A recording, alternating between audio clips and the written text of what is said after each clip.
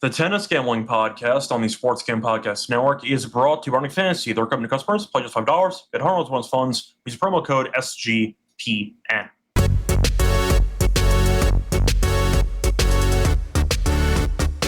And welcome, everyone, to the Tennis Gam Podcast here on the Sports Gam Podcast Network. It is currently Wednesday night, November 5th, around 11:30 p.m. Eastern Time. I'm Moselle Open, once again going solo for this pod. Time to get into the quarterfinal matches in Athens and Metz taking place on Thursday. Before we get into the actual match previews, though, a reminder to support the show by subscribing to YouTube. Reminder, podcast is also available on Spotify and Apple. So check it out, either audio only, Spotify or Apple, or on YouTube with the, of course, video component. But either way, subscribe on YouTube. We'll be rating and review on Spotify or Apple to help the show grow. Plus, a reminder, check the merch store on the SGPN website. We have a lot of great tennis stuff. We have sweatshirts, we have t-shirts, we have mugs, different colors, different styles. Check it out. I think you'll enjoy the selection that we have. And on top of that, also a reminder, we have a bunch of other shows with the network, college basketball included. And tipped off this week, make sure to subscribe to the College Experience to catch their daily podcast and download the SGPN app for free college basketball picks. So starting off with the recap of the lock and dog for the last episode. Overall, not bad. Won the lock, lost the dog. For the lock, we ended up having Martinez to not win a set. In other words, Giron 2-0 at minus 136. Never in doubt. Martinez, we know, is not good on hard court at all. Clay specialist, and he's been terrible lately, so that was never in doubt. Giron destroyed him. Nice, easy win there. For the dog, we ended up having a loss. We had Kovacevic and Tabor over 2.5 sets, plus 135. Not really that bad of a read because Kovacevic was favored, and he lost outright. So we did have the right notion that Kovacevic was vulnerable as a favorite, but Tabor killed him, and we ended up losing as Tabor beat him in straight sets. So either way, pick up a loss there for the dog. It's always annoying when you pick the favorite to struggle, and yet they end up getting blown out, and you end up losing your play despite thinking that the underdog had a better chance than the odds maker suggested. But either way, a nice win for Tabor. Bad for us, but still had a split because Martinez did not win a set. Anyway, looking at the recap of the matches for Wednesday. So for the recap here, a lot of close matches in Athens. So Kekmanovic ended up beating Darderi. I know Darderi started cramping, I believe, in the third set. Kekmanovic beat him after dropping the first set, 6-3 in the third. Hanfmann won a marathon against Capriva. Pretty embarrassing that Opelka lost in straight sets to Capriva on hard court, but either way, Hanfmann ended up winning. Was competitive, though. Won 7-5 in the third set. Nice win for him. Then we had a crazy all-breaker affair between Muller and Echeverry, as Muller won in 3 sets. Once again, every set went to a tiebreak, which was definitely not expected, but a fun match either way. Musetti was on the ropes against Wawrinka as he was down a set, and they went to a breaker, and in that second set breaker, it was dicey. You saw that Wawrinka was actually up a mini break in the breaker at 5-4, and then ended up losing the next 3 points, and then ended up losing the third set. But Musetti needs to make the final, I believe, or needs to win to make it into Turin, and he didn't look very good. But either way, he got the job done as he won in 3. And then Nakashima played against Giron. Common trend from Nakashima recently, if he loses the first set in a competitive fashion, he tends to punt the second set. And he did it. He did it against Giron as he ended up losing 6-1 in the second set. As for Metz, not nearly as competitive, but still a couple of close matches. Jacquet ended up beating Added 6-0, 6-2. That was the most lopsided match of the day. Tabor ended up winning all breakers against blocks. He ended up winning in 3, like the Muller and Echeverry match. Unexpected, but still a fun match nonetheless. Every breaker was close as well. 7-4 for blocks in the first one. 8-6 in the last 2 breakers.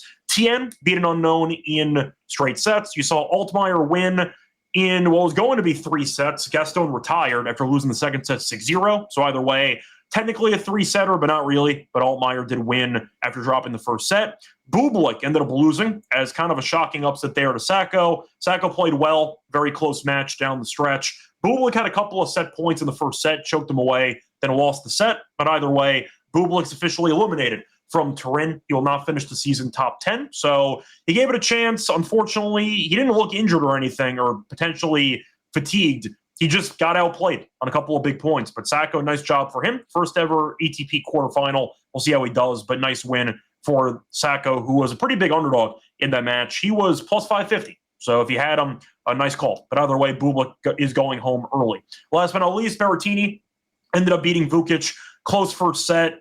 Berrettini got a break, and that was all she wrote. Because Berrettini was serving too well, and you ended up seeing Vukic break him early in the first set. That was really it. Berrettini won 88% of his first serve points, so he served very well. 15 aces, got the job done in straight sets. So once again, pretty good day of tennis overall. A couple of very close matches that went to a final set breaker, couple of straightforward matches, but it seemed like it was a pretty good balance with a decent amount of drama, which is what you could ask for Wednesday. So besides that, they'll look at the actual women's events for the WTA final. You saw Anisimova, who ended up beating Swiatek in 3, and Rybakina beat Alexandrova. Keys dropped out, so Alexandrova filled in as an alternate, was competitive, but still lost in straight sets. So for the updated, once again, results here, trying to see if those standings posted. Okay, so Sabalenka's 2-0. She's in first place in Group A.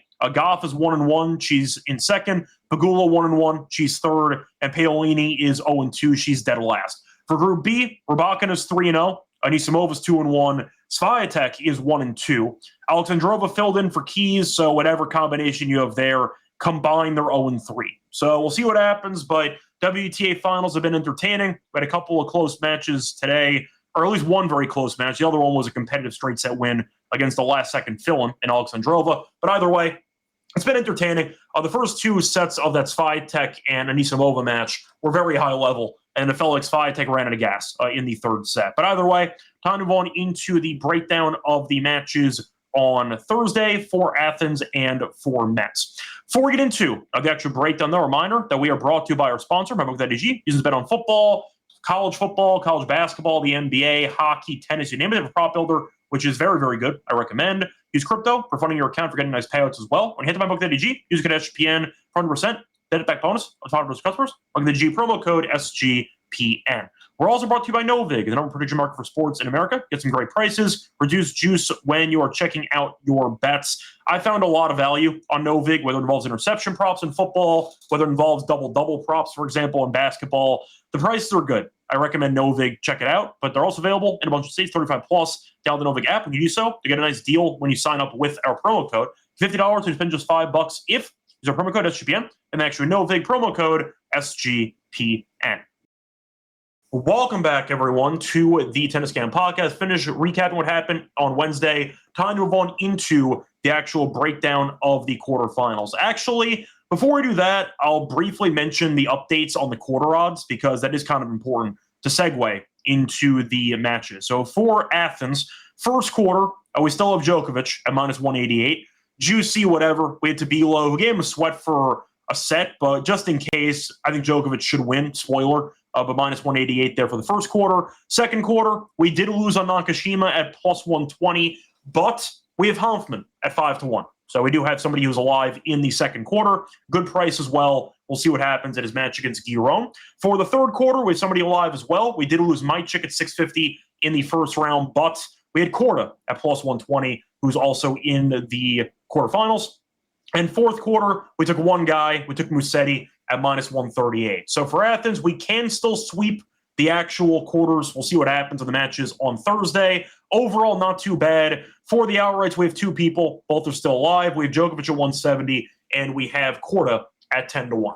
So can't complain about Athens so far.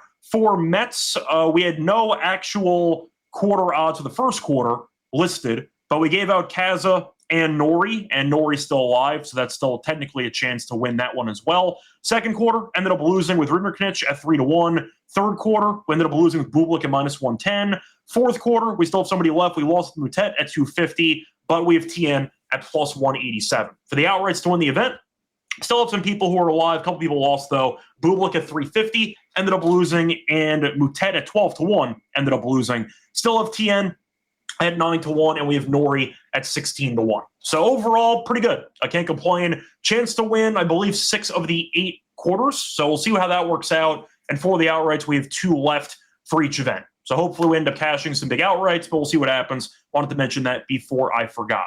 So segueing into the actual matches that we have on the card for the quarter, starting off with Athens, starting at around 6 a.m. Eastern, and by comparison, Metz is starting at around 8 a.m. Eastern. So for the first matchup, pretty good one on paper. You have Korda taking on Kekmanovic.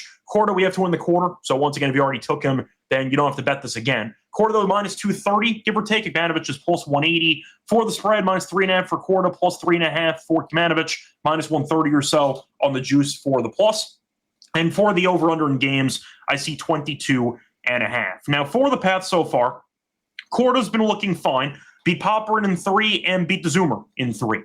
Kecmanovic, though, beat Majcik in straight sets and beat Darderi in 3. Now, the head-to-head, we've seen Korda dominate the last 2 meetings this season. They faced off in 2022. Kecmanovic won in straight sets in Miami. After that, though, 2 meetings this year. Adelaide, 2-0 Korda. Winston-Salem, 2-0 Korda. So Korda's 4-0 in the sets this year, and I think he's going to end up winning again. For the path, once again, Darderi got injured, which was definitely a nice, I'd say, break for Kecmanovic. Korda has had a couple of dicey matches, but the Zoomer's been okay recently, and you are looking at his first-round match against Popperin, who's not been good, but still won a 1,000 title on hardcourt a year or 2 ago. He's still a pretty good hardcourt player, so I think Korda's the better guy right here. The issues about the mental issue, I'd say the mental, once again, breakdown potential from both guys, and the fact that Kecmanovic's movement can deteriorate very quickly. It does feel like once he mentally checks out, the movement's gone. Korda's going to try to go for some balls. The shot selection might be an issue. I think Korda should win, though. Said before, he's won all 4 sets this season on hard court against this opponent. I think he'll do the same thing here. I'm going to go with the favorite here. Give me Korda to get the job done in what I think is a decent price. Straight sets, I'm going to pass on, though, because I do think that it might end up going 3. Korda has dropped a set in each of the first 2 matches in this event. So we have the actual quarter pick already. Not going to really double down on it. I don't mind the Korda team total over potentially at 12.5 at -137. I can see a close set followed by potentially a straight set win, or it goes 3. I don't mind the Korda team total over 12.5 for that one. Moving on to Musetti taking on Muller. Now, you're looking at Musetti, who's -420. For Muller, he's +310 for the spread, -4.5 for Musetti, +4.5 for Muller. The over-under is at 21.5. Now, for the path so far, Muller, like Korda, has been winning in very dicey fashion. Beat Struff and beat Etcheverry both in straight sets. Final set tiebreak against Etcheverry and against Struff. So he's gone the distance in both matches, and he came out on the other side. As for Musetti, he had a war against Wawrinka, which is not a great look. He's played a bunch of tennis, did lose early on in Paris, though, so he had some time off to get ready for this event. But we know Musetti has all the pressure on him as he's trying to get a spot in Turin. He's going to have to make a good run here. And I'll put it this way. That match against Wawrinka, not really instilling much confidence in me for his sake. So I do think for this matchup in general, it feels like a very massive spread. They faced off 2 years ago on clay. Muller did beat Musetti in 3, so it was close. I know it's on clay, different surface, but we know Musetti's an elite clay player, and Muller beat him outright. So you're looking at Muller, who I think can keep this close. I didn't mind the over for actual sets at 2.5. But for the spread, if you're going the distance with Wawrinka in 2025, not a good look for you. I'll take Muller plus the games. I think Musetti might win. Still not really sold on his hard court game. I think he's gotten better at it. He's not elite on hard court by any means, but I think Muller can hang in there. Pretty solid rallier. I can see a couple of long points, or a bunch of long points in this one. But I'll go for the value with the dog here. I think Muller actually can win this outright. But 420 is a very large price for a guy who struggled against a corpse on Wednesday. So I'll go with Muller plus the games at 4.5. Feels very generous at -137. I'll take that as my choice for the main thoughts on this match. I don't mind the over 2.5 sets, though. I think Muller actually might win this. I think it's actually a pretty good long shot price if you want to take a flyer for the money line. Moving on to one of the bigger favorites on the card, Djokovic taking on Borges, -770. I see Borges at 5-1. For the spread, -4.5 for Djokovic, +4.5 for Borges. The over-unders at 21.5. Now, once again, by comparison, I think it's insane. Juice is a bit different, but I think it's insane the same spread is between Djokovic and Musetti when Djokovic is $3 more expensive on money line. The pricing doesn't make any sense if you're correlating the spread to the money line, so I think Musetti is mispriced. Now for Djokovic, we know that he has not played much recently, played in the Six Kings Slam, got injured in the third place match, came back here, ended up winning in straight sets against Tabilo. Did not look great early, physically speaking, but he ended up getting the job done, and he coasted in that second set. For Borges, he beat a relative unknown in the first round, which means nothing, and he beat Spizzirri in 3. So the Spizzirri match was close. That ended up going to a third set, 6-4 in the final set. He did have a day off today, so he should be rested for that one. Borges, I think, is fine. I think he's a pretty decent overall player. Joker's better, obviously. I think Borges, though, is consistent, and maybe you could argue that he could wear down Joker over time. At the same point, though, not many weapons for Borges, not exactly a great server. I might go for a bolder spin on this one. Djokovic to win the match, I feel like, is a pretty foregone conclusion. I mean, the straight sets are minus 210. Djokovic under 12.5 team total is at plus 110. I didn't mind that. I can see him winning 6-4, 6-3. I think that's possible. I mean, Borges' team total under 8.5 is minus 106. I don't mind that. I'll get creative with Joker projected to bury him. Give me Djokovic in straight sets, which is too expensive, obviously. So give me some pivots. I'll go for the team total under on Djokovic, picking a pretty straightforward match, as well as the under team total for Borges for that one. Moving on to the last match in Athens. Giron taking on Hanfmann. Not the matchup we thought, but a decent one on paper.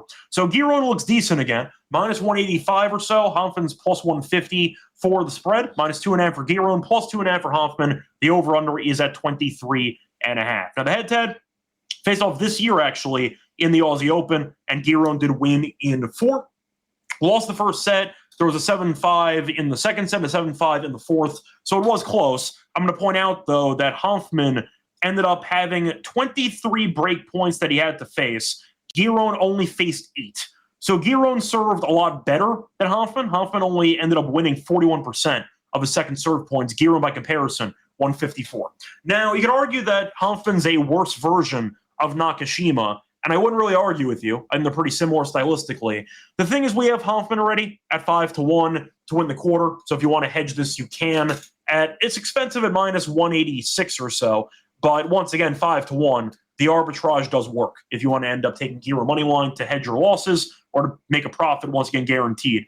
But for this one, I think it'll be close. I mean, Hanfmann's been fine, beat a complete unknown the first round in Ivanov and ended up beating Kapriva in 3. In qualifying, though, beat Mulcan. You haven't heard that name in a long time, and beat Klein in the first round. Giron beat Martinez, who we mentioned before was a complete lost cause. That's why we had Giron as the lock to win in straight sets. And Nakashima, who's not been very good lately, but still a good hardcore player, especially indoor with his good serving. The thing is, Hanfmann is still not a great rallier, and we know Giron, the one thing he's very good at is rallying. So if Hanfmann's return game is not going to be crisp, and if the serve's not going to be incredible, I do think Giron's a bad matchup, fundamentally speaking, just for the ability to extend and elongate rallies, force Hanfmann to making mistakes, and the court coverage for Giron is a lot better than the court coverage for Hanfmann.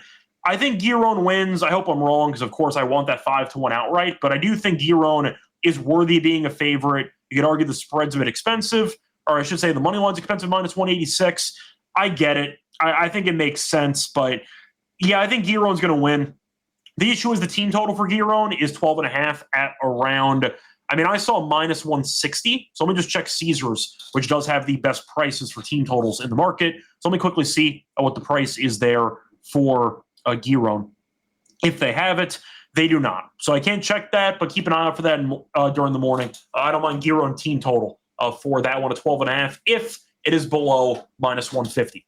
Moving on to Metz. So for this one, first matchup, you have Jacquet, a complete unknown but a home country guy, taking on Norrie. Now, Norrie's minus 300, give or take. Jacquet's around plus 230. For the spread, minus 3.5 for Norrie, plus 3.5 for Jacquet, and the over-under in games is at 22.5. Now, Norrie we picked pre-tournament to win the event and to win the quarter. So I already have him as at a good number to win the quarter, and now he's like minus 300, give or take. Now, for the results so far, Norrie's been winning, not easily, beat Royer in 3 and beat Kaza in 3.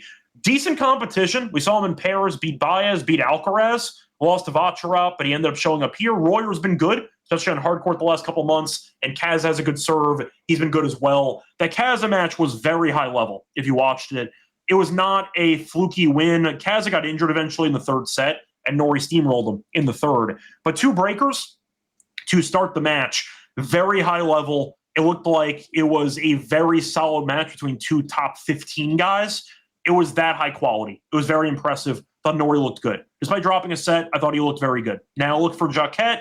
He hasn't played anybody worth a damn. I mean, he's a lucky loser, and he ended up beating Pellegrino in qualifying, lost to Choinsky, ended up beating Von Asha, ended up beating Added. So His best opponent is arguably Van Asche.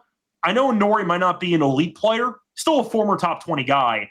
Best player that Jacquet's going to face up to this point. He hasn't faced anybody worth a damn. A bunch of challenger guys at this point. So I do think that even though Jacquet lost 2 games the entire match, and even though he's French, so the home crowd will be in his support, the fact is Norrie's been against the crowd before, beating better players, beating Kaza and beating Royer.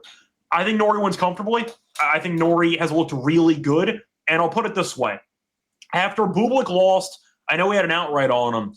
Norrie to win the event at 16-1, I actually feel really good about. I'm going to, once again, knock on wood here. I don't want to jinx anything. I think Norrie looks fantastic. I think Norrie's got a very nice path to the final, and we'll see if he gets back there after losing in the final last year. But 16-1, I feel good about. Norrie looks solid. I think Norrie's going to win. So it's going to be Norrie in straight sets for this one. Moving on to the next match, I see Sonego taking on Altmaier. Decent matchup, unexpected a bit on hard court, but Sonego minus 165, Altmaier's around plus 132. For the spread, you have minus 1.5 for Sonego, former champion here, and you have Altmaier at plus 102 for the plus 1.5. The over-under is set at 23.5. Now, for the actual matchup, historically speaking, looking at the head-to-head, there is, I believe they faced off twice. So both were dated, faced off in 2017 on carpet. That's how long ago we're talking about. Carpet indoor. A shout out to Ismaning in Germany for having a carpet tournament. And they faced off on a clay Italian event in 2015. So toss it in the garbage. Last meeting was 8 years ago, not worth anything. But the carpet aspect, I found amusing. Anyway, Sonego's 2-0 lifetime, never dropped a set, but that was, once again, a couple of presidents ago. So moving on to the actual matchup here for the path. Sonego's been winning some dicey matches, beat Choinski in 3, beat Kaboli in 3. Thought Sonego and Kaboli would have a really hard time against each other. That's why we skipped both of them on the outright market, but Sonego made it through. Now, for Altmaier, he was pretty lucky. Gaston got hurt and had to retire. Beat Rinderknecht, though. Nice win there in the first round. In Paris, though, he was decent. Beat Giron, beat Ruud, lost to Felix in 3. Felix made the final. So, once again, Altmaier has been playing better on hard court. Now, Sonego, we know, can be very, very streaky, but the upside's there, and the fact is he did end up winning a title here in the past. So, he's comfortable in Metz. I think it's going to be a close matchup. He won, by the way, in 2022 in Metz. For this one, I think it's going to be close either way. I'll go with the over 2.5 sets. It's like plus 130.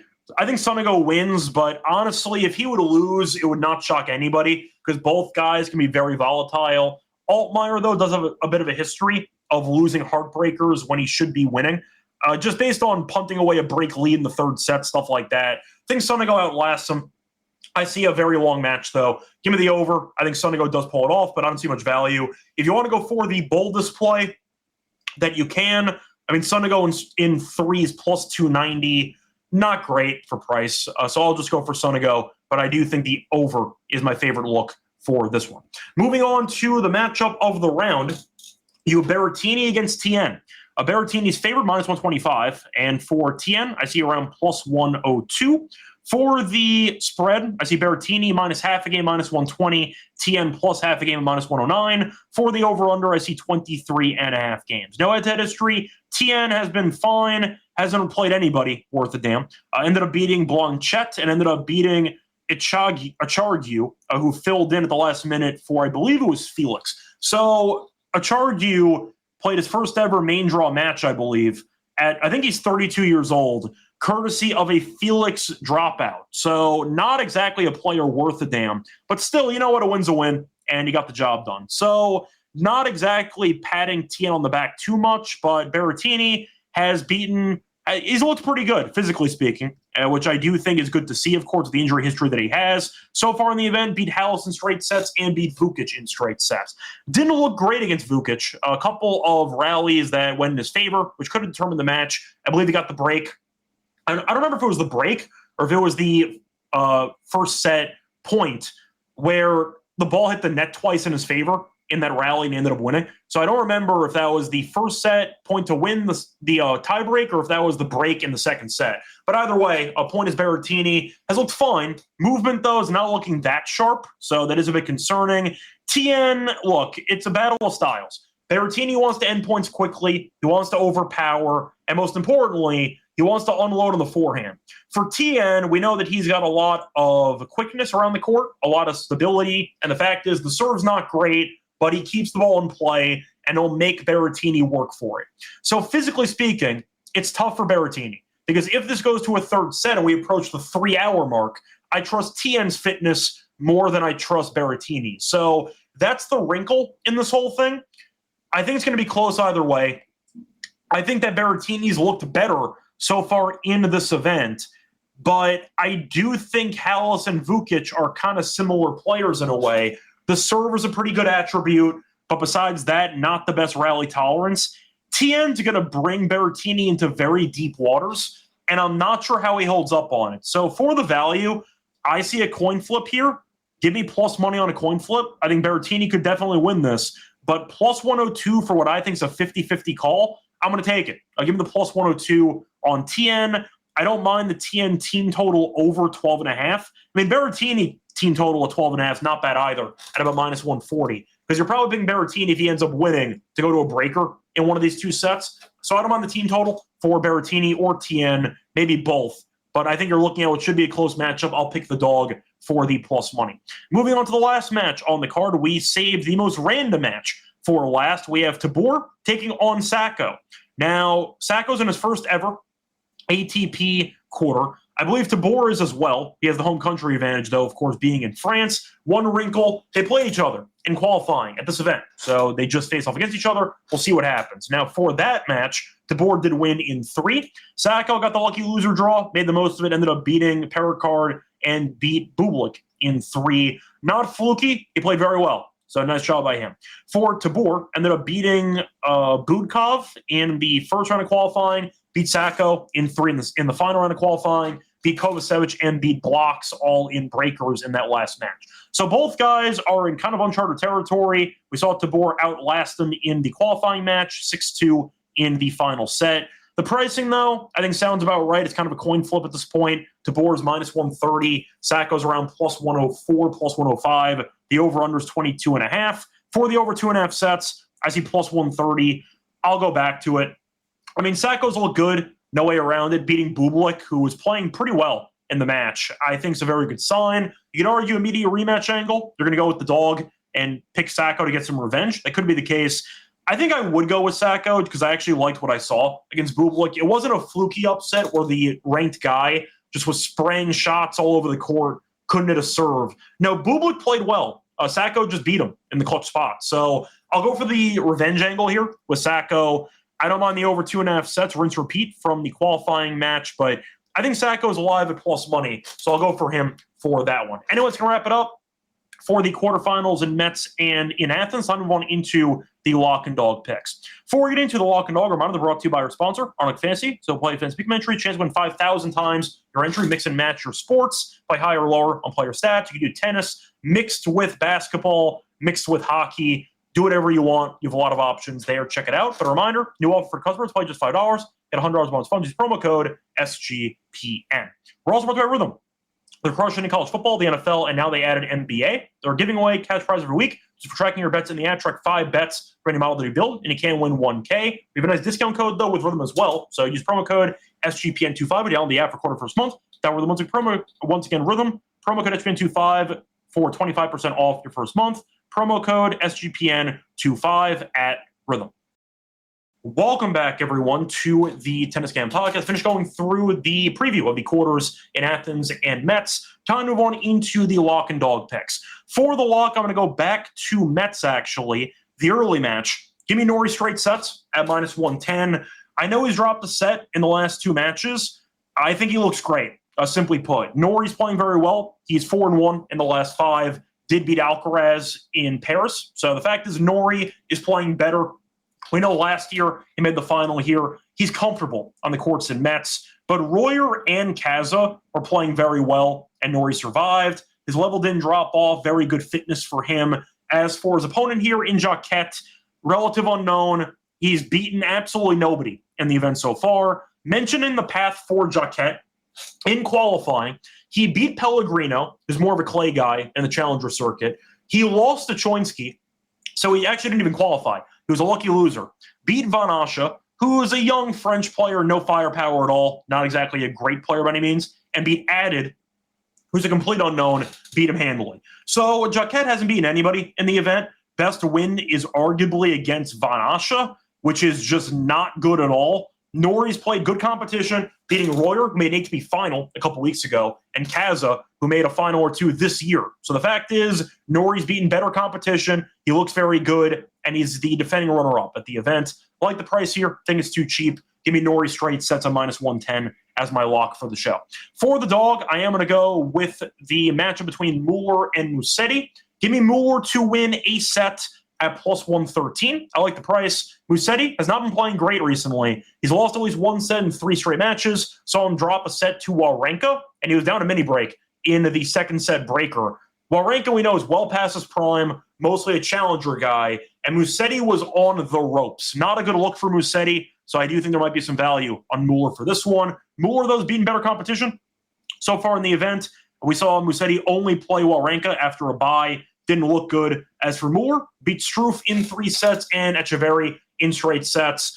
I know that Struff's had a bit of a down year, but in general, 2 guys that are pretty well known around tennis, usually top 50 guys, top 40 guys.